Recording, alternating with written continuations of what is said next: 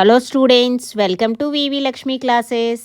మనం inter first year మ్యాథమెటిక్స్లో chapter 12 అయినటువంటి లిమిట్స్ అండ్ డెరివేటివ్స్ నేర్చుకుంటున్నాం కదా. ఈరోజు ఎక్సైజ్ 12Cలో రోమన్ నెంబర్ 1లో 14th ప్రాబ్లం ఏ విధంగా సాల్వ్ చేయాలో చూద్దాం. Okay, let's start the class. మనం ఎక్సైజ్ 12Cలో ఇప్పుడు వరకు రోమన్ నెంబర్ 1లో 1 to 13 ప్రాబ్లమ్స్ ఏ విధంగా సాల్వ్ చేసామో చూసారు కదమ్మా. ఇప్పుడు 14th ప్రాబ్లం నుంచి సాల్వ్ చేద్దాం. అయితే ప్రాబ్లం స్టార్ట్ చేసే ముందు మనం చైన్ రూల్ గురించి తెలుసుకోవాలి. అంటే డిఫరెన్షియేషన్ చేసేటప్పుడు చైన్ రూల్ అనేది ఏ విధంగా యూజ్ చేయాలి.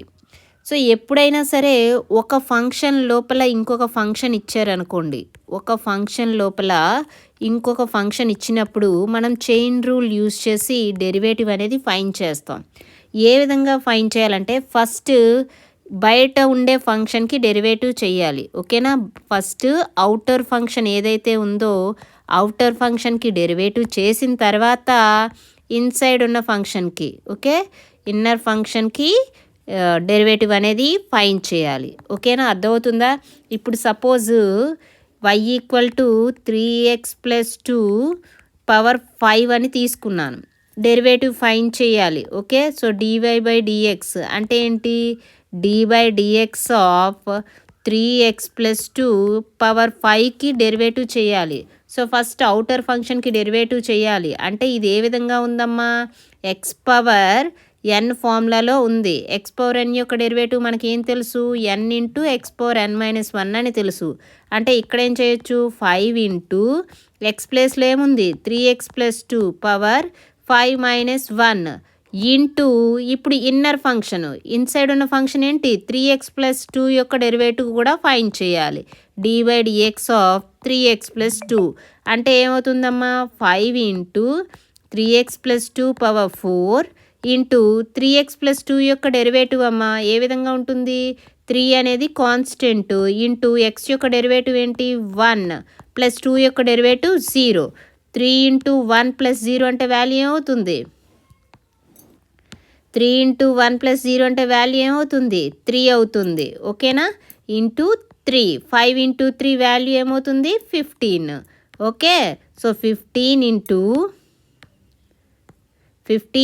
3x + 2 పవర్ 4 అనేది derivative of the given function.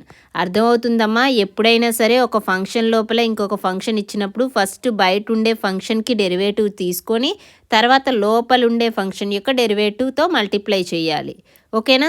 So ఇప్పుడు ప్రాబ్లమ్స్ చేద్దాము, చేస్తే మీకు ఇంకా క్లియర్గా అర్థమవుతుంది. ఫస్ట్ వన్ ఏముందమ్మా ఇక్కడ, కాట్ పవర్ n x. ఓకేనా, సో ఇదే ఏ విధంగా రాయొచ్చమ్మా, cot x పవర్ n అని రాయొచ్చు. ఓకే, సో లెట్ y = అని కన్సిడర్ చేద్దాం. y = cot x power n. So ఇక్కడ కూడా చైన్ రూల్ యూజ్ చేసి డెరివేటివ్ అనేది ఫైండ్ చేద్దాం. dy/dx = ఏమవుతుంది, d/dx of cot x power n. ఇక్కడ బయటనున్న ఫంక్షన్ అంటే ఏ విధంగా ఉందమ్మా, ఇప్పుడు ఇది సమ్ u అనుకున్నారనుకోండి, ఏ విధంగా ఉంది u power n. First u power n యొక్క డెరివేటివ్ ఏమవుతుంది, n × u⁻n-1 అవుతుంది. అగైన్ ఇన్సైడ్ ఉన్న ఫంక్షన్ ఏంటి u అనేది ఏంటి cot x ఇక్కడ. సో cot x యొక్క డెరివేటివ్తో మల్టిప్లై చేయాలి. అర్థమవుతుందా. ఫస్ట్ అవుటర్ ఫంక్షన్కి డెరివేటివ్ చేద్దామమ్మా. ఏ విధంగా ఉంది, cot x పవర్ n అంటే ఏ విధంగా ఉంది, x పవర్ n ఫార్ములాలో ఉంది కదా. d/dx of x power n అంటే ఏం తెలుసు, n × x⁻n-1. ఆ విధంగా ఇక్కడ n × cot x power n-1 అని రాయొచ్చు. ఇప్పుడు ఇన్నర్ ఫంక్షన్కి డెరివేటివ్ చేసి దాంతో మల్టిప్లై చేయాలి. అంటే d/dx ఆఫ్ cot x చేయండి. That is equal to n × cot power n-1 of x d/dx of cot x. cot x యొక్క డెరివేటివ్ ఏంటమ్మా తెలుసు, మైనస్ కొసికెంట్ స్క్వేర్ x. ఓకేనా, therefore derivative of cot power n x is equal to ఏమైంది derivative, -n cot power n-1 x cosecant square x. Okay, అర్థమైందమ్మా ఏ విధంగా చేసామో, chain rule use చేసి చేయాలి. ఇప్పుడు సెకండ్ వన్ చూడండి. సెకండ్ వన్ ఏంటమ్మా, cosecant power 4x. Okay, let us consider y equal to అని కన్సిడర్ చేద్దామమ్మా. cosecant power 4x. Okay, derivative అనేది ఏ విధంగా చేస్తాం? dy by dx equal to d by dx of ఈ cosecant పవర్ 4xనే మనం cosecant x పవర్ 4 అని రాయొచ్చు కదా. Okay, so d by dx of cosecant x power 4 ఏ విధంగా ఉందమ్మా? x పవర్ n ఫార్ములాలో ఉంది. d by dx of x power n అంటే మనకేం తెలుసు? Derivative n into x power n minus 1 అని తెలుసు కదా. సో ఇదే ఫార్ములా ఇక్కడ అప్లై చేస్తే 4 into cosecant x power 4 minus 1 into ఇప్పుడు ఇన్సైడ్ ఉన్న ఫంక్షన్కి డెరివేటివ్ ఫైండ్ చేయాలి into d by dx of cosecant x. ఓకేనా?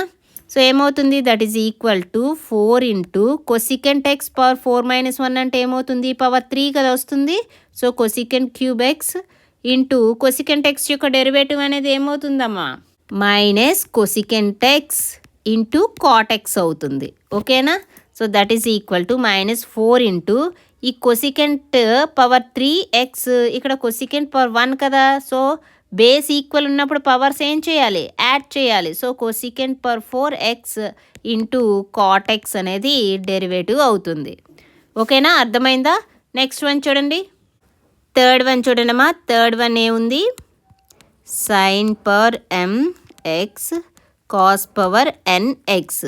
Let us consider y equal to consider చేద్దాం. y equal to sin power mx into cos per nx.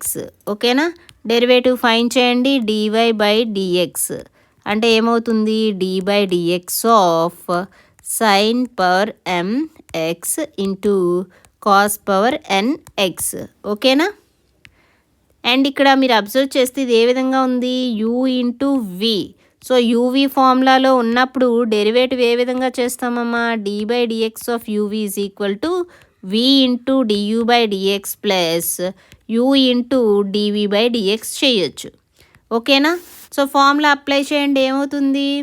dy by dx is equal to first vని అలానే ఉంచండి. Cos power nx into d by dx of u అంటే ఏంటి ఇక్కడ? sin power mx plus u into అంటే u అంటే sin power mx into derivative of v అంటే d by dx of cos power nx అవుతుంది. ఓకే, ఫస్ట్ మనం d by dx of sin power mx value find చేద్దాం. sin power mx that is equal to ఏమవుతుంది? d by dx of sin power mxని మనం sin x power m అని రాయొచ్చు కదా. That is equal to sin x power m యొక్క derivative ఏమవుతుంది? m into sin x power m minus 1 into d by dx of sin x.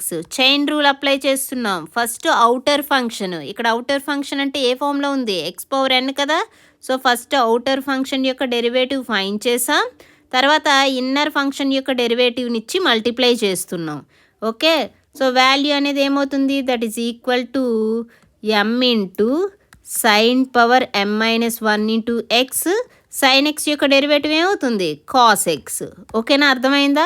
ఇదే విధంగా ఇప్పుడు cos power nx యొక్క డెరివేటివ్ కూడా ఫైండ్ చేద్దాం. Okay, d by dx of cos power nx. First outer function యొక్క derivative. ఇక్కడ outer function అనేది ఏ ఫామ్లో ఉందమ్మా? కాస్ పవర్ nxనే మనం కాస్ x పవర్ n అని రాయొచ్చు కదా. So outer function x power n ఫార్ములాలో ఉంది కాబట్టి n into cos x power n minus 1 into inner function యొక్క డెరివేటివ్ అంటే d by dx of cos x చేయండి. Okay, that is equal to ఏమవుతుంది? ఇన్సైడ్ ఉన్న ఫంక్షన్ కాస్ x యొక్క derivative ఏంటి? మైనస్ సైన్ x అంటే ఇక్కడ ఏమొస్తుందమ్మా? Minus n into cos x power n minus 1ని cos power n minus 1x into sign x. ఓకేనా? సో ఇప్పుడు ఈ టూ వాల్యూస్ కూడా ఏవైతే సైన్ పవర్ mx యొక్క డెరివేటివ్ కాస్ పవర్ nx యొక్క డెరివేటివ్ అనేది వచ్చిందో ఆ టూ వాల్యూస్ ఇక్కడ సబ్స్టిట్యూట్ చేయండి. ఓకే, సబ్స్టిట్యూట్ చేస్తే ఏమవుతుంది? Cos power nx into sine power mx యొక్క డెరివేటివ్ ఏమొచ్చింది? m into sine power m minus 1 into x into cos x plus sine power m x into cos power n x యొక్క derivative ఏమొచ్చింది minus n into cos power ఎన్ minus 1x into sign X వచ్చింది. ఓకేనా, అర్థమైందా ఎంతవరకు? ఇప్పుడు అన్నీ simplify చేయండి, multiply చేయండి, ఏమవుతుంది? That implies dy/dx equal to ఏమవుతుందమ్మా? చూడండి, మల్టిప్లై చేయండి. m constant into sine power m minus 1x, ఇక్కడ ఏముంది cos power n cos x. So bases same ఉన్నాయి కాబట్టి పవర్స్ యాడ్ చేస్తే ఏమవుతుంది cos power n plus 1x. Next ఇక్కడ మైనస్ ఎన్ ఉంది, minus n into next sine power m x sine x, bases same ఉన్నాయి కాబట్టి పవర్స్ యాడ్ చేస్తే sine power m plus 1x into cos power n minus 1x. ఓకేనా, this is the derivative of the given function. ఓకేనా, అర్థమైంది కదా? Next one చూడండి, fourth one ఏముందమ్మా sine m x into cos n x. Fourth one sine m x into cos n x ఉంది. Let us consider y equal to consider చేద్దాం sine m x into cos n x అని. ఓకేనా, derivative చేయండి, ఏమవుతుంది dy/dx equal to d/dx of ఏముంది y అంటే sine m x into cos n x. మీరు ఇది అబ్జర్వ్ చేస్తే u ఇంటూ v ఫార్ములాలోనేనా ఉంది. సో d/dx ఆఫ్ uv అంటే ఏం తెలుసు v into du/dx plus u into dv/dx అని తెలుసు. ఇప్పుడు ఫార్ములా అప్లై చేయండి. u ప్లేస్లో సైన్ ఎంఎక్స్, v ప్లేస్లో కాస్ ఎన్ఎక్స్ తీసుకోండి, ఏమవుతుంది that is equal to v into అంటే cos n x into derivative of u అంటే d/dx of sine m x plus u into u అంటే ఇక్కడ ఏం తీసుకుంటున్నాం సైన్ ఎంఎక్స్ అని ఇంటూ d/dx ఆఫ్ v అంటే కాస్ ఎన్ఎక్స్. సో డెరివేటివ్ అనేది చేయండి అమ్మా. కాస్ ఎన్ఎక్స్ ఇంటూ సైన్ యొక్క డెరివేటివ్ మనకేం తెలుసు కాస్ అని తెలుసు.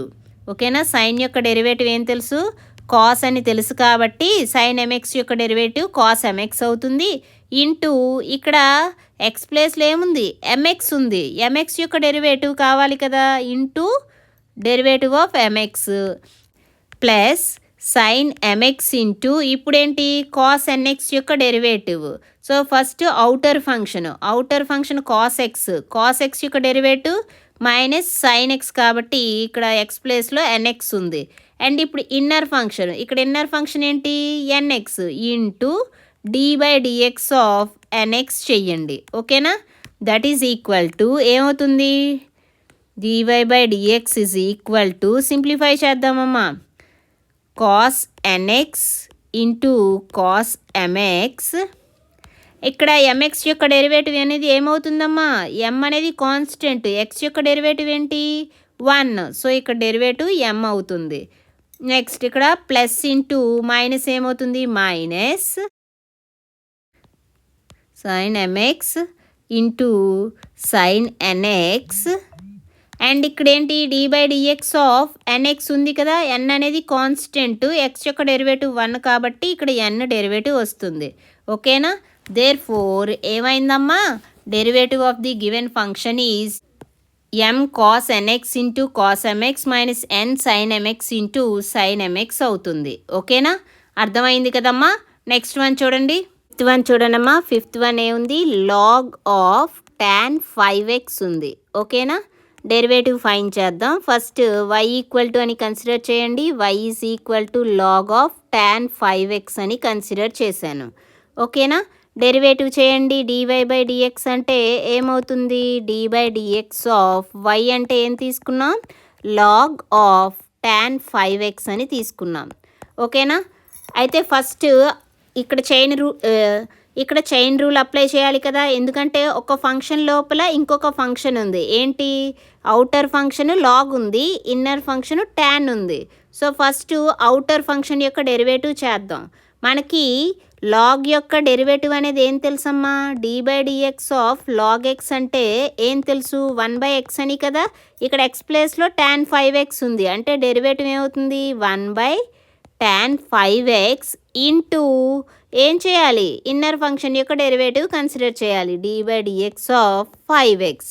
ఓకేనా, that is equal to 1/tan 5x into tan x. Again ఇక్కడ కూడా అమ్మ మీరు చైన్ రూలే అప్లై చేయాలి. ఎందుకు, ఇక్కడ ఒక ఫంక్షన్ లోపల ఇంకొక ఫంక్షన్ ఉంది, బయట ఫంక్షన్ tan, లోపల ఉన్న ఫంక్షన్ 5x ఉంది. ఓకేనా, ఫస్ట్ అవుటర్ ఫంక్షన్ ఇక్కడ చెయ్యాలి. tan యొక్క డెరివేటివ్ ఏమవుతుంది, సీకెండ్ స్క్వేర్ 5x ఇంటూ ఇప్పుడు ఇన్నర్ ఫంక్షన్ యొక్క డెరివేటివ్ చేయాలి, d by dx of 5x. అర్థమవుతుందా, that is equal to tan అంటే మనకేం తెలుసమ్మా, సైన్ బై కాస్ అని తెలుసు. అయితే 1/tan రెసిప్రోకల్ ఏమవుతుంది, కాస్ బై సైన్ అవుతుంది. సో ఇక్కడ 1/tan 5xని మనం cos 5x by sine 5x అని రాయొచ్చు, అంతేనా. ఇంటూ సీకెండ్ స్క్వేర్ 5xని ఏ విధంగా రాయొచ్చు, 1/cos స్క్వేర్ 5x అని రాయొచ్చు. ఓకేనా, సీకెంట్ అంటే 1/cos అని తెలుసు కదా.